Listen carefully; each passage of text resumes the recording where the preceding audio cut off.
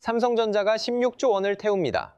말 그대로 현금 16조 원을 들여 자기 회사 주식 팔 700만 주를 이 세상에서 영원히 없애겠다고 선언한 겁니다.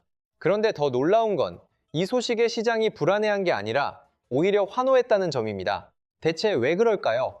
돈을 없앴는데 왜 투자자들은 반기는 걸까요? 이 장면을 이해하면 단순히 삼성전자만이 아니라 한국 주식시장이 왜 오랫동안 싸게 평가돼 왔는지도 한 번에 보입니다. 한국 주식을 들고 있다면 이건 남의 이야기가 아닙니다. 바로 내 지갑과 연결된 이야기입니다. 본론에 들어가기 전에 먼저 자사주 소각이 뭔지부터 정리해보겠습니다. 피자 한 판을 8명이 나눠 먹는다고 생각해보세요. 원래는 한 사람당 한 조각씩 돌아가죠. 그런데 갑자기 2명이 안 먹겠다고 빠지면 남은 6명이 같은 피자를 나눠 먹게 되니까 한 사람당 몫이 더 커집니다. 자사주 소각이 정확히 그렇습니다. 삼성전자라는 피자는 그대로인데 주식수를 줄여버리는 겁니다. 전체 발행 주식수가 줄어들면 남아있는 주식 한 주의 가치가 올라갑니다. 주당 순이익, 영어로 EPS도 자동으로 높아집니다. 같은 이익을 더 적은 주식수로 나누게 되니까요. 실제 전례도 있습니다.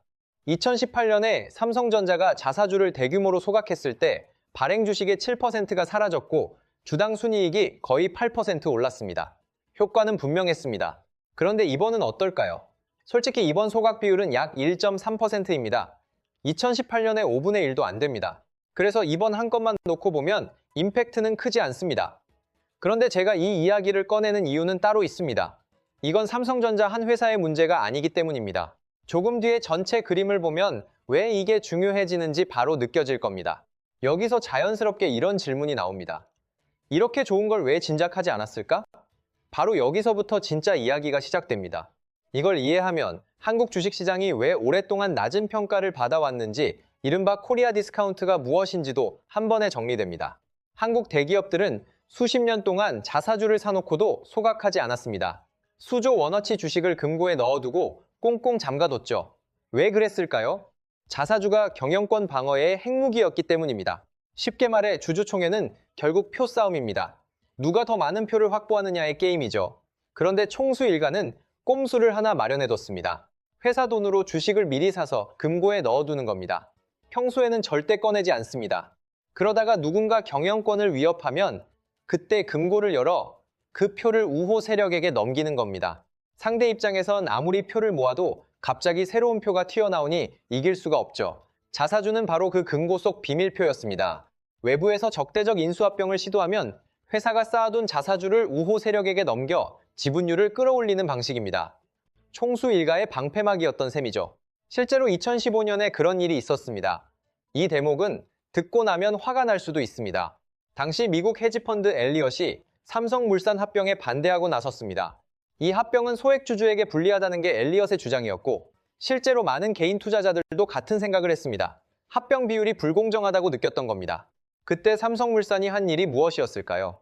금고에 보관하던 자사주 899만 주를 꺼내 우호 세력인 KCC에 넘겼습니다. 한 방이었습니다. 우호 지분이 14%에서 20%로 뛰었고 결국 표결에서 이겼습니다. 소액주주들은 반대 의사를 분명히 밝혔지만 아무 의미가 없었습니다. 내 돈으로 산 주식인데 회사가 금고에서 꺼낸 카드 한 장에 의결권이 묻혀버린 겁니다. 이 사건은 자사주가 경영권 방어 무기로 쓰인 가장 대표적인 사례입니다. 그리고 한국 주식시장이 신뢰를 잃어온 이유 가운데 하나이기도 합니다.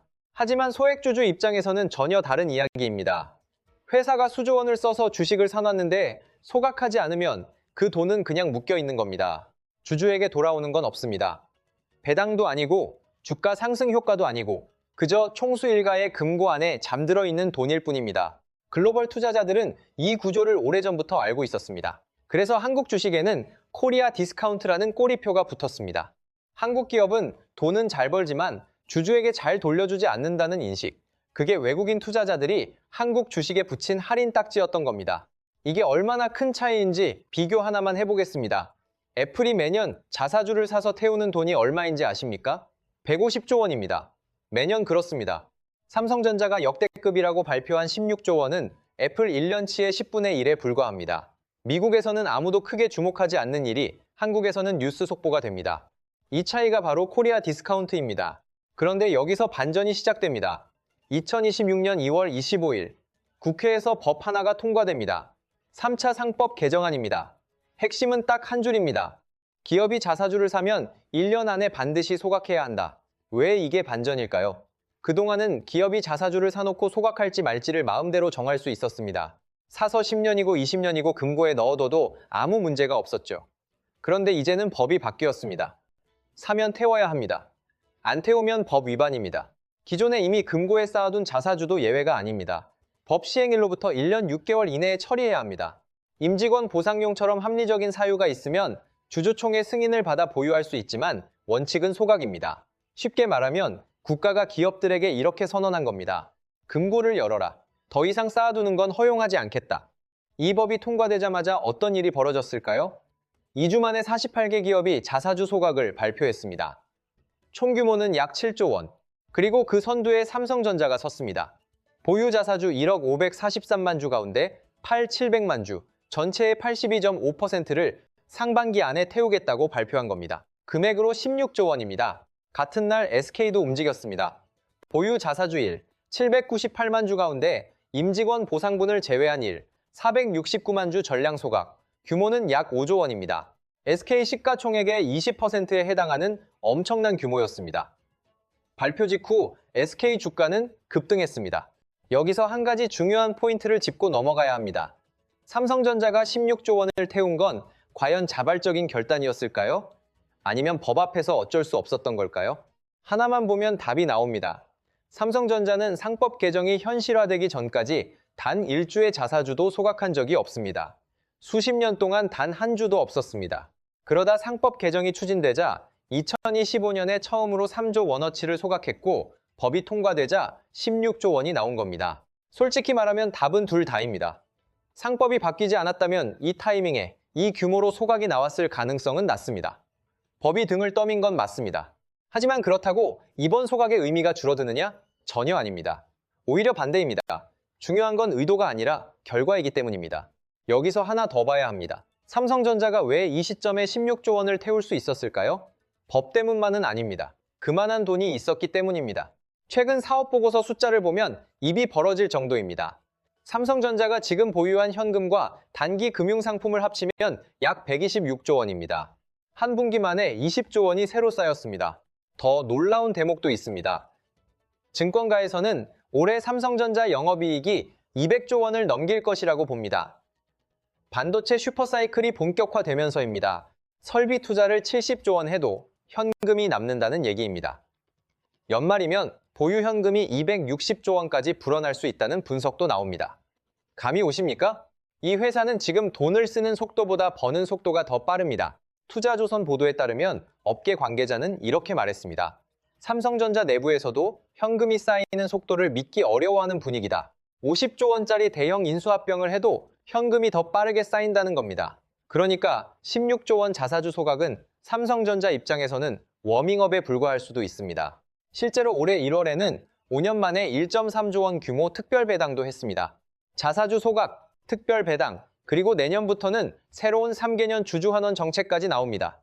한번 열린 지갑이 다시 닫히기 어려운 구조가 된 겁니다. 그렇다면 이런 변화가 진짜 주가로 이어질까요? 법이 바뀌고 돈을 태우고 그래서 실제로 주식시장이 살아난 나라가 있었을까요? 있습니다. 이미 증명한 나라가 하나 있습니다. 2023년 도쿄증권거래소가 일본 상장사들에게 편지를 보냈습니다. 내용은 이랬습니다. PBR 1배 미만인 회사들은 기업가치 개선 계획을 내놔라. PBR 1배 미만이라는 건 회사를 당장 문 닫고 자산을 다 팔아도 주가보다 돈이 더 많다는 뜻입니다.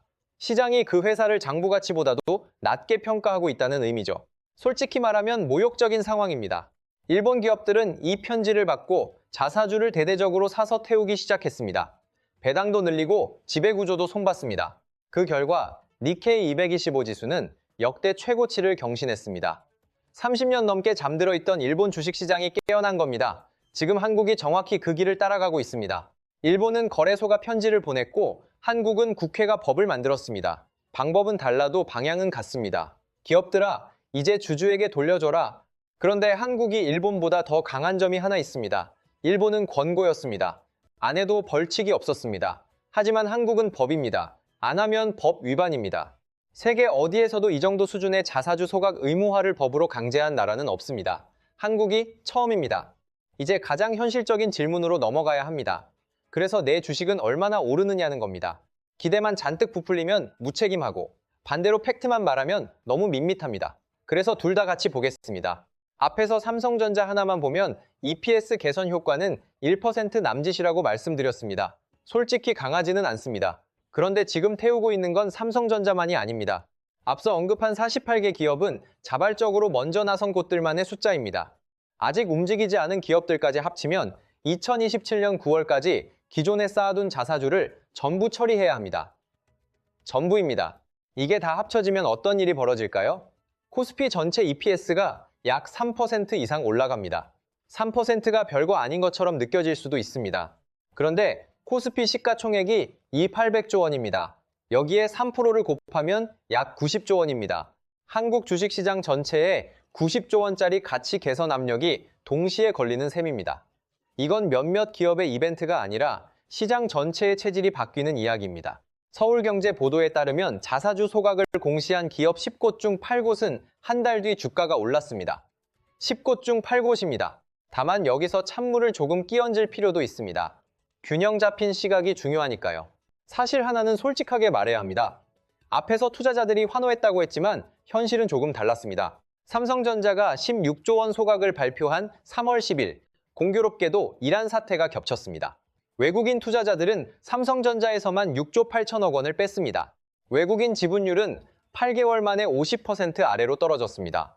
반면 개인 투자자들은 7조 원 넘게 쓸어 담았습니다. 16조 원짜리 호재인데 왜 주가가 오르지 않았느냐? 이게 현실입니다. 여기서부터는 냉정한 팩트를 봐야 합니다. 블룸버그가 올해 2월에 쓴 기사 제목이 이렇습니다. 조단위 달러 랠리가 벌어졌는데도 코리아 디스카운트는 안 사라졌다. 코스피가 큰 폭으로 올랐는데도 PBR이 1.7배입니다. 대만은 2.4배입니다. 자사주 소각 하나만으로 이 격차가 단숨에 좁혀지지는 않습니다. 둘째, 소각의 나비 효과가 삼성그룹 안에서도 나타나고 있습니다. 삼성생명이 삼성전자 지분 8.51%, 삼성화재가 49%를 갖고 있는데 자사주가 소각되면 전체 주식수가 줄어듭니다. 그러면 이 두 회사의 지분율이 자동으로 올라가 금산분리법 10% 상한을 넘길 수 있습니다. 다올투자증권 분석에 따르면 삼성생명이 삼성전자 주식 1조 원 넘게 팔아야 할 수도 있습니다. 주주 환원을 하려다가 그룹 지배구조가 흔들리는 아이러니가 생기는 겁니다. 셋째, 더 넓게 보면 재무구조가 취약한 중소기업이 무리하게 소각에 나설 경우 오히려 신용등급이 떨어질 수도 있습니다. 재계 일각에서 부작용만 오가지라고 반발한 것도 이런 맥락입니다. 그리고 이것도 분명히 해야 합니다. 자사주 소각 하나만으로 코리아 디스카운트가 전부 해소되지는 않습니다. 배당, 재투자, 지배구조, 투명성까지 함께 움직여야 합니다. 그래서 정부도 하나를 더 준비하고 있습니다. PBR 1배 미만 기업에게 밸류업 공시 의무와 법안까지 추진 중입니다. 소각 의무의 공시 의무까지 겹치면 저평가 기업들은 이중 압박을 받게 됩니다. 프랭클린 템플턴은 올해 2월 보고서에서 이렇게 썼습니다. 한국의 구조적 할인은 좁혀지고 있다. 하지만 아직 사라지지는 않았다. 정확한 표현입니다. 소각은 퍼즐의 첫 번째 조각일 뿐입니다. 나머지 조각들이 제대로 맞춰지는지까지 지켜봐야 합니다. 그래도 한 가지는 분명합니다. 수십 년 동안 꿈쩍하지 않던 판이 움직이기 시작했다는 점입니다. 그리고 이것만은 꼭 기억할 필요가 있습니다. 지금 보유하고 있는 한국 주식이 있다면 그 기업이 자사주를 얼마나 쌓아두고 있는지 한번 확인해 볼 필요가 있습니다. 자사주 비중이 높은데 아직 소각 발표를 하지 않은 기업이라면 2027년 9월 전에 반드시 움직여야 합니다. 법이기 때문입니다. 이 사실 하나만 알아도 앞으로 쏟아질 뉴스가 완전히 다르게 보일 겁니다. 수십 년 동안 잠겨있던 금고문이 열렸습니다. 16조 원은 시작일 뿐입니다. 다만 문이 열렸다고 해서 그 안에 돈이 자동으로 내 지갑으로 들어오는 건 아닙니다. 결국 중요한 건 실행입니다. 진짜 변화인지 아니면 일회성 쇼인지 그건 앞으로 1년 반이 증명하게 될 겁니다.